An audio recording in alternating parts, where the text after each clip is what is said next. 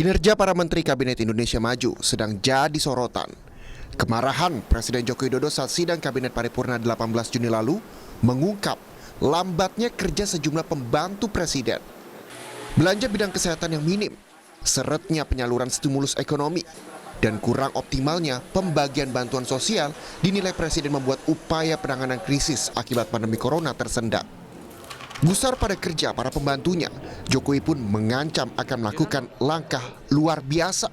Salah satunya mengganti menteri yang kurang greget alias reshuffle kabinet.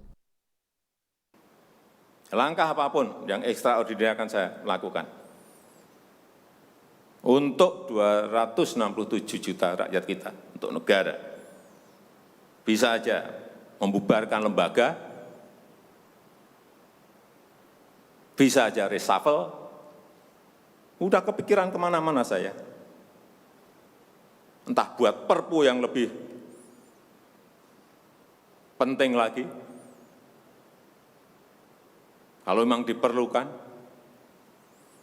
karena memang suasana ini harus ada.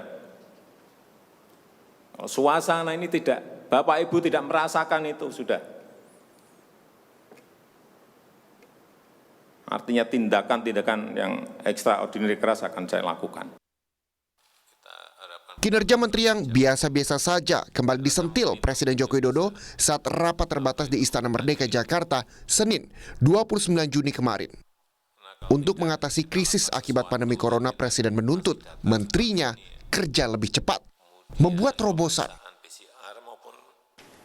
Karena kalau tidak kita lakukan sesuatu dan kita masih datar seperti ini, ini nggak akan ada pergerakan yang signifikan. Kalau aturan di permennya terlalu berbelit-belit, ya disederhanakan. Pembayaran klaim rumah sakit secepatnya, insentif tenaga medis secepatnya, insentif untuk petugas lab ya secepatnya. Kita nunggu apa lagi, ininya anggarannya sudah ada.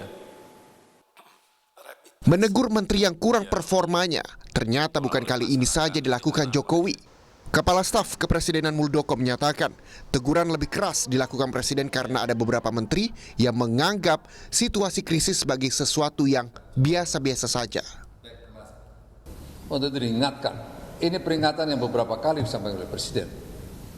Peringatannya adalah ini sebuah situasi krisis yang perlu mendapatkan penanganan yang extraordinary.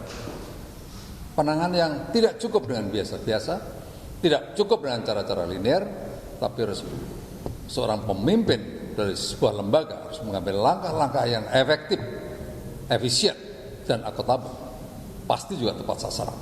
Untuk itu, ya, beberapa kali Presiden mengatakan ini dan masih ada hal-hal yang di lapangan tidak sesuai dengan harapannya beliau, maka penekanan yang sekarang ini jauh lebih keras dari sebelumnya. Presiden menegur menteri memang hal wajar karena menteri adalah pembantu Presiden. Namun teguran apalagi kemarahan yang sampai diungkap ke publik, maka itu boleh jadi merupakan sinyal Presiden akan merombak kabinet. Ada kemungkinan juga bahwa sudah ada rencana terkait dengan misalnya reshuffle yang paling baik dibahas, tetapi kemudian coba diupayakan untuk testing the water. Kenapa? Karena memang dalam kondisi krisis COVID seperti sekarang ada dua kacamata. Orang melihat harusnya konsolidasi terjadi, bukan malah perombakan kabinet. Tapi ada juga yang mengatakan ini momen yang paling tepat untuk melakukan perombakan kabinet secara berani. Jadi spekulasi kedua terkait dengan testing the water. Tapi bisa juga yang paling keras, jangan-jangan keputusan sudah diambil kalau kita bicara mengenai reshuffle. Tetapi kemudian merasa dibutuhkan sebuah prakondisi yang bisa menjelaskan termasuk diantaranya bagaimana video yang ada kemarin, sehingga kemudian ketika reshuffle betul-betul terjadi, tidak terjadi kekagetan. Merombak kabinet bukan hal baru bagi Jokowi. Pada periode pertama pemerintahannya bersama Yusuf Kala, dia melakukan reshuffle kabinet sampai 4 kali. Tim Liputan, Kompas TV.